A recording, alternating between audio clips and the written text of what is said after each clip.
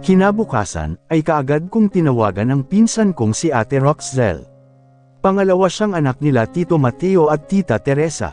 Si Tito Mateo naman ay isa sa mga kapatid ni Dad sa ama, at si Ate Rox naman ay isang wedding planner. Sa aming magpipinsan na nagpaplanong magpakasal, ay siya ang palaging tawag ng buong angkan namin. Namana niya kasi ang propesyon ni Tita Teresa, na isa ring magaling na wedding planner. Mabilis din naman siyang nagtungo dito sa mansion. At ngayong nagpaplano na kami sa nalalapit naming kasal ni Adam, malalaman na ito ng lahat at makakarating na rin kay Esmeralda.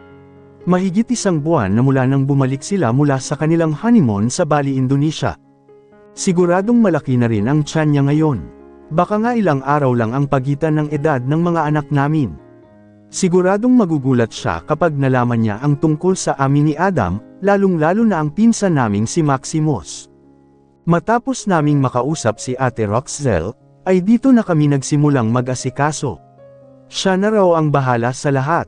Sa mga sumunod na araw, ay gumugol kami ni Adam ng maraming oras sa pag-finalize ng mga arrangement para sa aming nalalapit na kasal, sa simbahan. Ang aming pangunahing layunin, ay ang opisyal na magparehistro para sa seremonya. Gayunpaman, sinamantala rin namin ang pagkakataong bisitahin ang simbahan at simulan ang pagpaplano ng mga partikular na dekorasyon, at kaayusan na naisip ko para sa aming espesyal na araw. Inasikaso na rin namin ang mga mahahalagang documents namin ang pagpaparehistro sa City Hall, venue, coordinating with future guests, pagpili ng mga abay, pagpili ng mga ninong at ninang, at kung ano-ano pa, kaya nga ngayon pa lang ay kumalat na kaagad ang balita. Maraming mga pinsan ko ang nag-message kaagad sa akin, ang iba ay tumatawag pa pero hindi ko pa sila halos masagot lahat sa ngayon. Ngayon naman ay naririto kami ni Adam sa shop ng isang famous wedding gown designer, na si Miss Beda Makalam. Siya ang gagawa ng gown ko. Si Adam naman ang pumili ng disenyo ng dress para sa akin, at gustong-gusto ko naman ang napili niya. Ang bongga baby, ani ko sa kanya. Natahimik naman ako sa pagsaway niya sa akin. Ayaw niya talagang pumayag na simpleng kasal lang ang mangyayari. Ang gusto pa nga niya ay siya na ang gagastos ng lahat, pero hindi naman pumayag si Dad. Maghati na lamang daw kami ng gastos, dahil hindi na daw uso ngayon yung lalaki lang ang gagastos, para sa kasal ng mag-couple. Si Dad ang sumagot ng kalahati. Wala din namang nagawa si Adam sa naging desisyon ng ama ko. Pero kung ako lang ang kausap niya, siguradong hindi ako mananalo sa kanya. Ipipilit niya pa rin ang gusto niya. Katulad na lang nitong mga isusuot namin. Siya ang magbabayad ng lahat ng ito. Sinimulan ng sukatan ni Miss Beda ang katawan ko. Noon, ay ang ina talaga niya ang wedding gown designer ng buong angkan ng mga Villa Fuente, pero sa malungkot na kadahilanan ay yumao na ito sa sakit na cancer, kaya naman, siya ang sumalo ng naiwan nitong propesyon. Isa rin siyang talented na wedding gown designer, tulad ng kanyang ina. Kaya naman, nirerekomenda pa rin siya ng lahat. Bata pa rin siya sa edad na 26. Siguraduhin mo lang na magmimistula siyang Diyosa sa araw ng kasal namin, tulad ni Adam sa kanya, pero ang mga mata niya ay nakatutok sa akin. Sure Mr. Salvacion, sinisiguro kong magniningning siya sa mismong araw na yun, nakangiting sagot naman sa kanya ni Miss Beda. Diyos ang buntis. Nakangiti kong tanong sa kanila. Ang pinakamagandang buntis sa mundo, sagot naman ng mapapangasawa ko. Muli na namang tumalo ng puso ko sa mabulaklak niyang mga salita. Bolero ka na talaga ngayon. Simula noong bumalik siya, ay puro kapurihan ko ang sinasabi niya sa akin. Hindi ko alam kung binobola niya lang ba ako o ano. Ibang-iba na kasi siya ngayon kumpara noong hindi pa siya nagtutungo sa Spain. Mukhang naka-move on na nga siya kay Esmeralda. Imagine, ang lahat ng atensyon niya ngayon, puso at isipan niya ay nasa akin na talaga. Pinangarap ko lang noon, ngunit ngayon ay nilalasap ko na mula sa kanya. Pag-aari ko na talaga siya. Kumusta naman ang kasuotan ng iyong mga abay at lalaking ikakasal? Tanong ni Miss Beda matapos niya akong sukatan. Umupo na akong muli sa tabi ni Adam dito sa sofa. Corset tie back na lang, Miss Beda, para hindi na sila kailangan pang pumunta dito para nagpasukat. Madali lang mag-adjust. Tama ka, may mga bagong disenyo din ako dito baka may magustuhan. Binigay niya agad sa akin ang katalog ng design ng wedding dress niya. Thank you Miss Beda. We'll choose here. Sure. Think your time. Kaagad ko itong binuksan at dalawa kami ni Adam na tumingin. Hindi naman kami nahirapan sa pagpili. Purple at gray ang motif namin dahil paborito ko ang purple. Pumili na rin kami ng attire para sa mga flower girl and ring bearer amin. Mga anak ng mga kapatid ko ang pumapel sa mga ito. Nagawan ko na rin si Mommy. Kasama naman sa mga abay ang mga kapatid ni Adam. Si Alden ang magsisilbing best man, at si Miranda ang magiging maid of honor ko. Si Miranda ay ang bunsong anak ni na Tito Martin at Tita Marisa at kasal pa rin sa edad na 29. Si Tito Martin naman ay identical twin ni Dad. Kaya hindi na ako nagtataka pa kung maging triplets ang mga anak namin ni Adam. Nasa lahi na kasi ito ni Dad, ng buong angkan ng mga Villafuente. Hindi na rin kami nagtagal pa sa shop ni Miss Beda. Matapos namin dito, nagtungo kami ni Adam sa mall para bumili naman ng attire niya at shoes namin. Sa isang mamahaling shop kami nagtungo. Ako naman ang pumili ng tuxedo para sa kanya, pati na rin sa shoes niya. Siya naman ang pumili ng shoes para sa akin, yung 1-inch heels lang talaga ang kinuha niya para daw sa safety ko, dahil nga buntis ako. Hinayaan ko na lamang siya. Nasa kalagitnaan kami ng pamimili, nang biglang tumawag sa phone si Ate Roxzel. Kaagad ko din naman itong sinagot. Rox, Jazz, may problema tayo sa venue ng pre-wedding photoshoot natin bukas. Ano? Bigla akong natigilan sa sinabi niya. Anong problema? Nasunog ang kalahating bahagi ng Mountain Mist Lodge Resort, at kakarespond lang kanina ng mga bumbero doon. Ano? Nagulat ako sa sinabi niya. Paanong nasunog? Paano yan? Mountain Mist Lodge is one of the resorts owned by Tito Marco in Tanay Rizal. Isa itong ideal na lugar para sa day trip, overnight camping or swimming. Makakakita ka ng sea of clouds sa umaga at magandang tanawin ng mga rock formation at bundok. At bukas ng umaga nakatakda ang dapat sana ay pre-wedding photoshoot namin doon. Itataon namin sa oras na may sea of clouds. Wala pa kaming balita mula kay Tito Marco kung paano nagsimula ang apoy. Ano na ang gagawin natin ngayon? Halos maliyak na ako sa labis na frustration dahil sa balita niyang ito. Kumusta ang mga tao doon? Wala bang nasaktan? Hindi ko pa alam. Tatawagan ko ulit si Nixon mamaya. Paano na? Matutuloy pa ba bukas? Humanap na lang tayo ng ibang lugar. Isa lang ang lugar na naiisip ko na mayroon ding katulad ng Mountain Mist Lodge Resort. Saan? Sa golf course ni Tito Maximo. Napahinto akong bigla sa sinabi niya. Ano? Sa golf course ni Tito Maximo? Oo, may scenic view doon ng Sierra Madre Mountain Range, winding rivers, and a seemingly endless sea of clouds. Actually, nahihigitan ng lokasyong ito ang kagandahan ng Mountain Mist Lodge, na ginagawa itong ideal setting para sa pre-wedding photoshoot. Panipi. Hindi kaagad ako nakasagot sa mga sinabi niya. Kung doon gaganapin ang pre-wedding photoshoot namin, siguradong magkikita sila Adam at Esmeralda. Kung sa bagay, magkikita rin naman talaga sila sa kasal namin. Napalingon ako kay Adam na ngayon ay papalapit ng muli sa akin. Bitbit na niya ang mga paper bag ng mga pinamili namin. Katatapos lamang niyang magbayad sa counter. Napakaganda ng pagkakangiti niya habang papalapit sa akin. Ano? Go na ba? Tatawagan ko na si Tito Maximo ngayon din, para alam na niya na darating tayo doon mamaya. Wala na tayong oras para maghanap pa ng iba, na aayon sa gusto mo, ani Ate Rock sa kabilang linya. Napabuntong hininga ako ng malalim. May choice pa ba ako? Buo naman na ang tiwala ko, na nakamove on na talaga si Adam mula kay Esmeralda. At asawa na rin naman ito ni Maximus. Wala nang agawan pa na mangyayari, dahil kilala ko ang pinsan ko. Okay, go na, sagot ko sa pinsan ko. Nasa mall pa kami ngayon, pero pauwi na rin kami maya-maya lang. Sige, kaagad na ring naputol ang tawag. Sinong kausap mo? Tanong sakin ni Adam. Si Ate Rox. Lilipat daw tayo ng venue para sa photoshoot natin bukas. Sa lugar nila Maximus at Esmeralda. Kita ko ang paghinto niya at pagtitig niya sa akin. Anong nangyari sa naunang lugar? Napahinga ako ng malalim. Nasunog daw ang Mountain Mist Lodge Resort at hindi pa matukoy ang dahilan. Pareho kaming napatitig sa isa't isa. Wala na bang iba? Wala nang ibang lugar na katulad ng gusto ko, kundi sa golf course na lang ni Tito Maximo. Okay lang sa akin yun. Sigurado ka ba? Yeah, ikaw ba? Okay lang ba sa iyo? Okay lang. Gusto ko rin doon. Sige, tumango-tango naman siya.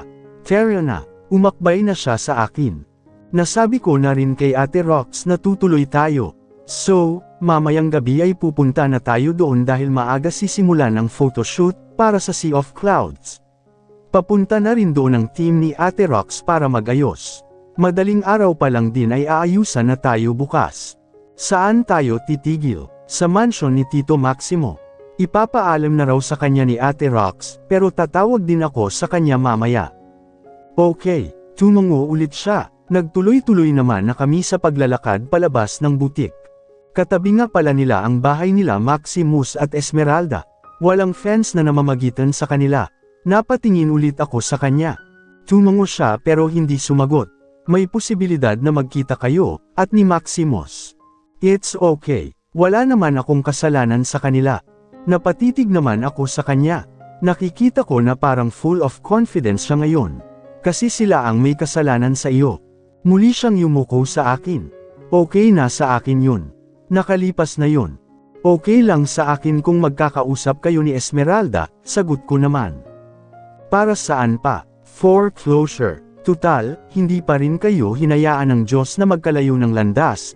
Iikot pa rin ang mga buhay natin dito, sa mundo ng mga Villa Fuente. Magkasama pa rin kayo dito. Okay naman na sa akin ang mga nangyari. Maayos na kaming naghiwalay noon. Ako lang itong nahirapan na tanggapin ang lahat, kaya ilang beses akong nakagawa ng hindi dapat. Pero hinding-hindi na ngayon. Napangiti naman ako. Okay, bahala ka. Pinulupot ko ang kamay ko sa bewang niya, at nagpatuloy kami sa paglalakad. Nag-lunch na muna kami dito bago kami umuwi. Sa bahay ay inisikaso namin ang mga dadalhin ng mga susuotan namin bukas sa photoshoot. Nagpahinga na rin muna ako dahil mamaya ay bibiyahe na kaming muli. Malayo-layo din ang Tanay Rizal. Masarap sa lugar na yun dahil may kalamigan, presko at maangin, lalo na sa lugar nila Tito Maximo, Tito Marco at Tito Darren. They all live in Tanay Rizal. Ang mga second cousin ko naman na sila Crystal at mga kapatid niya ay sa Antipolo nakatira. Maganda rin ang lugar nila doon dahil may overlooking. Ilang beses na rin akong nakapasok sa mga bahay nila, sa tuwing mayroon silang sinicelebrate na okasyon. Pero hindi naman ako nagtatagal. Sumisilip lang talaga ako para hindi sila magtampo. 5:00 ng hapon nang bumiyahe kami patungo sa Tanay Rizal. Hindi ko pa nga pala alam kung may nalalaman na ba sila Tito Maximo at Tita Beatrice tungkol kay Adam, na naging ex-boyfriend ni Esmeralda. Medyo kinakabahan din ako para sa paghaharap namin mamaya. Kanina ko pa rin pinakikiramdaman si Adam sa tabi ko. Maaaring may nararamdaman din siya sa dibdib niya dahil sa magkikita silang muli ng ex niya, na hindi lang niya sinasabi sa akin. Medyo may takot pa rin ako. Kaunting-kaunti lang naman. Sana nga ay okay na siya. Sila Ate Rox at ang team niya ay susunod na lamang daw. Nagtungo pa siya kanina sa office niya at may mga inis-ikaso. Halos 2 hours ang binyahe namin bago kami nakarating sa mansion nila Tito Maximo at Tita Beatrice. Medyo naipit kami sa traffic. Hi! Kaagad na sumalubong sa akin si Tita Beatrice. Tita, nagbeso-beso kaming dalawa. Na traffic ba kayo? Sakto, nagpapahanda na ako ng pagkain sa mesa para sa dinner. Medyo po, Tita, si Adam nga po pala ang fiancé ko. Baby siya naman si Tita Beatrice, ang asawa ni Tito Maximo. Hello po Tita, kaagad siyang yumuko sa harapan ni Tita Beatrice. Tinitigan ko naman ang magiging reaksyon ni Tita. Hi Adam, mabuti at nakarating ka rin dito sa amin. Nakipagkamay siya kay Adam, at napansin ko na may something sa mga tingin niya sa fiancé ko. Mukhang may alam na nga sila. Make yourself comfortable. Thank you po, si Tito Maximo nga po pala Tita. Tanong ko sa kanya. Naliligo lang, kauuwi lang niya mula sa golf course. Bababa na rin yun, halina na kayo sa dining room. Ipapaakyat ko na lang sa mga maid ang mga gamit nyo. Thank you po Tita. Kaagad ko na ring hinila si Adam patungo sa dining room. Inutusan naman muna ni Tita Beatrice ang 2 maid nila para sa mga gamit namin, na may akyat sa guest room nila. Pagdating namin sa dining room, ay nakahanda na talaga ang mga pagkain. Bumati din sa amin ang mga maid. Ipinaghila ako ng silya ni Adam at inalalayan upang makaupo. Maya-maya'y kasama na ring dumating ni Tita Beatrice si Tito Maximo, pati na rin ang mga binata nilang anak na sila Miguel at Milo. Ehem, anong nangyari sa tiyan mo ate?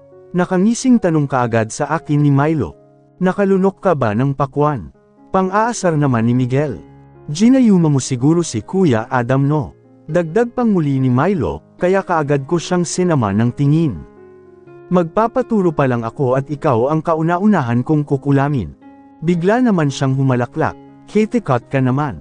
Bumaling siya kay Adam. Hi Kuya, nabasa ko na yung name mo sa invitation card. I'm Miguel. Inilahad niya ang kamay niya sa harapan ni Adam. Kaagad namang tumayo si Adam at tinanggap ito. Adam Salvacion. Tumayo na rin ako at lumapit kay Tito Maximo. Hi Tito, humalik ako sa pisngi niya. Wow, malaki na. Ilang months na. Nakangiti niyang tanong nang mapatingin siya sa tiyan ko. 3 months na po. Napahaplos naman ako sa tiyan ko. Parehas kayo ni Esmeralda, bigla namang sagot ni Tita Beatrice. 3 months na rin ang ipinagbubuntis niya. Hindi siya sumulyap kay Adam, pero dama ko pa rin na may nalalaman na sila. O baka labis lang akong nag-iisip. Sabay siguro nilang ginawa. Nag-usap ba kayo? Tanong naman ni Milo kasunod ng paghalakhak niya. Pinalo ko siya sa braso. Puro ka pa rin kalokohan. Ipinakilala ko rin kay Tito Maximo si Adam. Nagpakilala din si Milo kay Adam bago kami bumalik sa aming mga silya. Sabay-sabay na rin kaming kumain sa hapagkainan nila. Napag-usapan din namin ang tungkol nga sa nalalapit naming kasal. Mabuti na lang din at hindi na muna nila ipinatawag pa sila Maximus at Esmeralda, na naririyan lang sa katabing bahay, pati na rin ang family ng panganay nilang anak na si Margaret, na naririyan lang din sa karatig bahay. Ang dalawa pa nilang kambal na anak na sina Melissa at Max ay nag-overtime daw ngayon sa laboratory. Matapos yun, ay maaga kaming namahinga ni Adam sa isa sa mga guest room nila dito sa 3rd floor. Nakapagmuni-muni na rin kami kanina sa malaki nilang balcony, kung saan may napakalakas at malamig na hangin. September na rin kasi ngayon kaya medyo nalalapit na ang taglamig. Nag-text na rin kanina si Ate Rox at sinabing malapit na raw sila. Ngayong gabi din daw kasi nila aayusin ang lugar.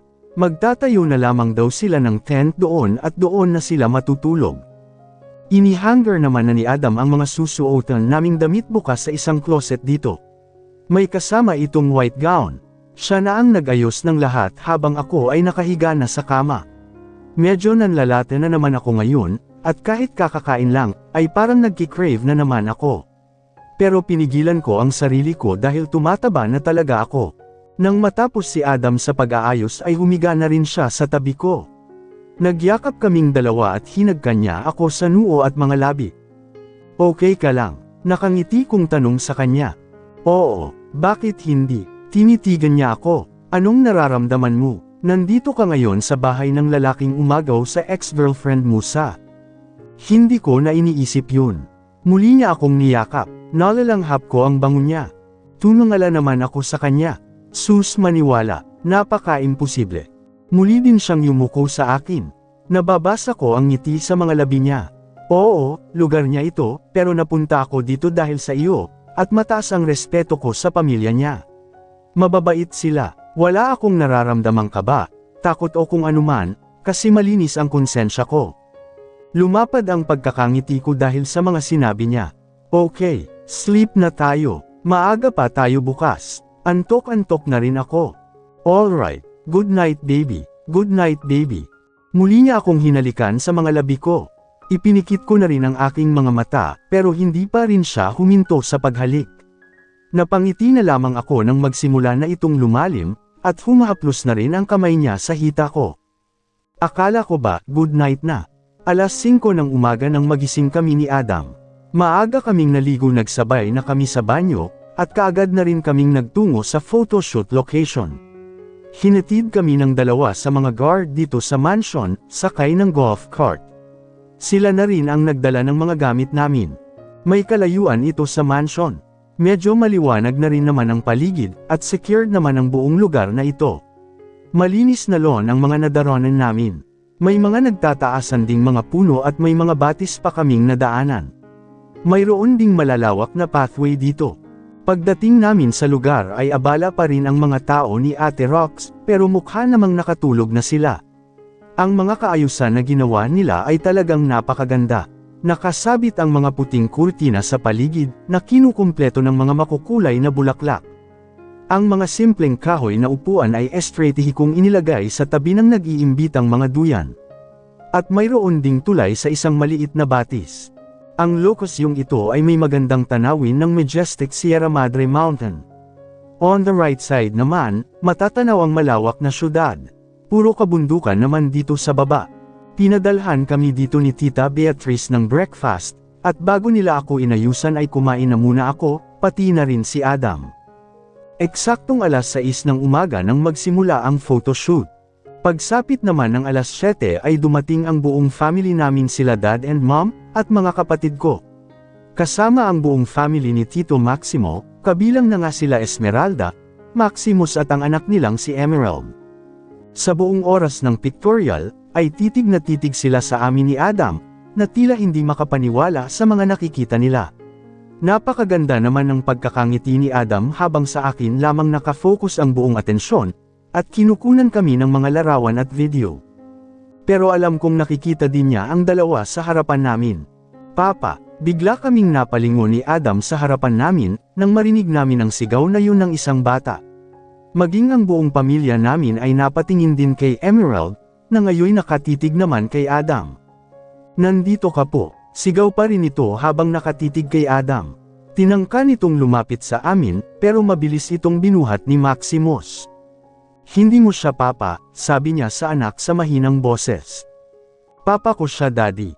Hindi siya. Napalingon ang lahat sa amin, lalong-lalo na kay Adam. Magpahinga muna tayo ng 30 minuto. Turan ni Ate Rox sa amin kasabay ng pagsenyas niya ng time out. Ibinaba na ng mga photographer niya ang mga camera nila. Inaalaya naman ako ni Adam na makalapit sa pamilya namin. Daddy, doon lang ako kay Papa. Nagwawala na si Emerald habang buhat ni Maximus. Emerald, nilapitan naman sila ni Adam. Napahinto at napalingon sa kanya si Maximus, na ngayon masama na ang timpla ng mukha. Lumapit na rin sa kanila si Esmeralda. Malaki na rin ang tiyan niya pero mas malaki ang sa akin dahil triplets ang laman nito. Papa, kaagad sumama si Emerald kay Adam. Lumapit na rin ako sa kanila dahil may nararamdaman akong tensyon kay Maximus, kahit hinayaan niyang makuha sa kanya ni Adam ang anak niya. Hi, nakangiting bati ko sa kanila. Ang mga mata ng aming buong pamilya ay nasa amin ngayon. Maging si Margaret ay lumapit din sa amin. May pagtataka naman akong nababasa sa mga mata ni Esmeralda, habang nakatitig sa akin. Kilala mo ba kung sino siya? Tinanong ako ni Maximus tungkol kay Adam. Ano, seryoso ka ba? Natatawa kong tanong sa kanya pero ang totoo, ay hindi maganda ang dating sa akin ng salita niya. Siya ang fiancé ko at ama ng mga anak ko. Huwag mo sana siyang bastyusan sa lugar mo at sa harap ng pamilya natin. Nakita ko kung paano lamerawan ang gulat sa anyo ni Esmeralda, kasabay ng pagbaba ng paningin niya sa tiyan ko. Hindi ko siya binabastos, hindi naaangkop ang iyong tanong, at maririnig ito ng lahat. Maximus, saway na rin ni Margaret sa kanya. Bumantong hininga naman ng malalim si Maximus, bago muling tumingin sa akin at kay Adam. Fine, paumanhin, medyo lamambot naman ang anyo niya pero naruroon pa rin ang pagdududa. Bumaling siya kay Adam. Maximus Villafuente. Inilahad niya ang kamay niya sa harapan ni Maximus. Masyadong malalim pa rin ang pagtitig niya sa fiancé ko. Tinanggap din naman ni Adam ang kamay niya at nag-handshake silang dalawa. Adam Salvacion. Binigyan niya ng munting ngiti si Maximus, ngunit nandoon din ang makahulugang pagtitig sa pinsan ko. Ramdam ko pa rin ang tensyon sa kanilang dalawa. At siya ang aking asawang si Esmeralda, pagpapakilala ni Maximus sa asawa niya, at mahihimigan ang pagmamalaki sa tono niya.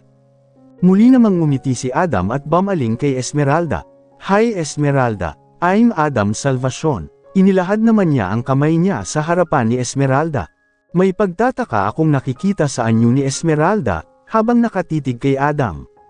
Tila hindi niya rin malaman kung tatanggapin ba niya ang kamay nito o hindi. Pero sa huli ay nakipag-handshake din siya. Hindi rin naman yun nagtagal at kaagad ding nagkalas. Baby, siya si Tita Jasmine at magkaka-baby na rin kami, hindi lang isa kundi 3 babies, tura naman ni Adam kay Emerald. May pagmamalaki din sa tono niya. Wow! Napawaw bigla si Margaret. 3 talaga ate. Hinawakan din niya ang tiyan ko at marahang hinaplos. Napangiti na rin ako. Yes! Kaya pala, nagulat ako kasi. Umikot ang paningin niya sa kapatid niyang si Maximus, kay Esmeralda at Adam. Ang laki na kaagad ng tiyan mo. 3 pala ang laman. You're great Kuya Adam. Shooter ka pala. Natawa akong bigla sa sinabi niya. Napansin ko naman ang pamumula ng mukha ni Adam. Samantalang si Maximus ay pasimpleng umismid. Pero nagulat talaga ako. Akala ko kasi ay babae din ang gusto nitong si Ate Jasmine, kaya hindi nagkaka-boyfriend. Ano, napanganga naman ako sa sinabi ni Margaret, pero pinagselosan mo ako kay Tyrone, ganti ko naman sa kanya. Humajijek naman siya, kasi naman ilang taon ka na ba? Hindi pa naman huli Naka-triplets pa nga diba? Yeah, ang galing talaga. Nakahabol ka agad kayo. May baby ka na rin papa. Napalingon naman kaming bigla kay Emerald, nang bigla siyang magsalita. Yep baby, nakangiting sagot naman sa kanya ni Adam. Kami din, buntis na si mama ko. Tinuro niya ang tiyan ng kanyang ina. Napangiti naman kami. Pahawak po ako papa, nagpumilit siyang bumaba mula kay Adam. Okay, inalalayan naman niya itong makalapit sa akin. Hinawakan kaagad ni Emerald ang tiyan ko at hinaplos-haplos. Inilapat din niya ang tainga niya dito, na tila pinakikinggan ang loob. Hello baby, ako ate mo. Natawa kami sa sinabi niya. 3 sila. 3 ang baby sa loob, sagot ko naman sa kanya. 3, tingin din ako, tingin. Lumapit na rin sa amin si Thalia Kate na pangalawa sa anak ni Margaret. Wow! 3 babies. Nakihawak na rin sa tiyan ko si Tyrone King Jr. Yung baby namin, nakalabas na. Nandoon. Turan naman ni Thalia, kasabay ng pagturo niya sa pamilya naming nasa kanang bahagi nitong kinaroroonan namin. Naruroon ang 3rd baby nila Margaret at Tyrone King, na magtatatlong buwang gulang na rin ngayon. Si baby Catherine. Pwede po pala maraming baby sa tiyan. Tanong naman ni Emerald sa akin. Pwede, sa amin isa lang Dadagdagan yan ng daddy mo ng marami, sagot naman ni Margaret. Marami, inusenteng tanong naman ni Emerald sa kanya. Natatawa na lamang kami sa kanila. Congratulations, nakangiting bati sa akin ni Esmeralda. Medyo napahinto ako pero kaagad ko rin siyang nginitian. Congratulations too. Pasensya na kung hindi ako nagtagal sa reception ng kasal niyo ni Maximus. Tinawag kasi kaagad ako sa trabaho. Okay lang. Best wishes din sa inyo ni Adam. Alam kong natagpuan mo ang right man for you. Napatungo-tango naman ako ng may ngiti sa mga labi. Napalingon ako kay Adam nang umakbay siya sa akin. Sandaling namayani ang katahimikan sa aming lahat. At nabulabog lang nang tumigim si Ate Rox. Magsisimula na naman tayo, habang maaga pa, sayang ang Sea of Clouds. Fair na, kaagad na rin akong inalalayan ni Adam na makalapit sa susunod naming pwesto. Inayusan kaming muli ng isang makeup artist na kasama sa team ni Ate Rox. Hindi rin nagtagal ay nagsimula na kaming muli sa photoshoot. Pinanood naman nila kaming lahat.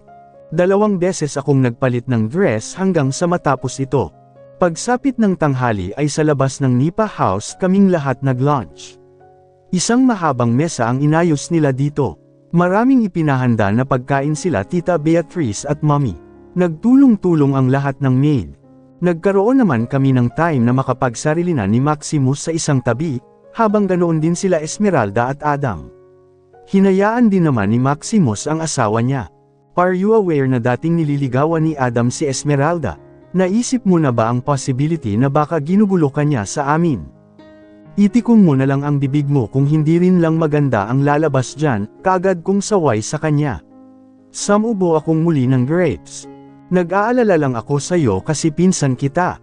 Ano bang akala mo sa akin, bobo? Hindi ganun yun. Nakiagaw din siya ng grapes sa akin, at mabilis na isinubos sa bibig niya. Kahit ang pinakamatalinong tao ay nagiging tanga madalas, pagdating sa pag-ibig.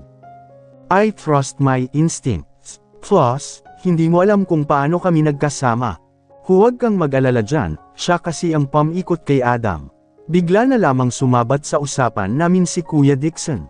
Tumigil ka nga, sigaw ko sa kanya. Bigla naman siyang humalaklak. Nagtawanan din ang pamilya namin. What the? Napatitig naman sa akin si Maximus, na tila hindi makapaniwala. Patuloy sa pagtatawanan ng pamilya ko, at nangingibabaw ang boses nila Kuya Dixon at Kuya Junior. Oo na, ako na nga. Pinikot ko na nga, inis kong sagot sa kanila, ngunit dahil doon ay mas lalo pang lumakas ang tawanan nila. Adam's POV. Pasensya na kung naging ganun ang reaksyon ni Maximus kanina. Nagulat lang talaga kami. Hindi kami makapaniwala na magiging kayo ni Ate Jasmine, paliwanag ni Esmeralda sa akin. Napapatingin naman ako sa kinaroroonan ng dalawang pamilya. Nagkakasiyahan sila doon, at mukhang pinagtutulungan na naman nilang asarin si Jasmine. Ang sabi kasi nila, ay mataray daw at daig pa daw ang lalaki kung kumilos si Ate Jasmine, kaya umabot na sa 30 ay hindi pa rin nagkaka-boyfriend, dagdag pa ni Esmeralda sa tabi ko.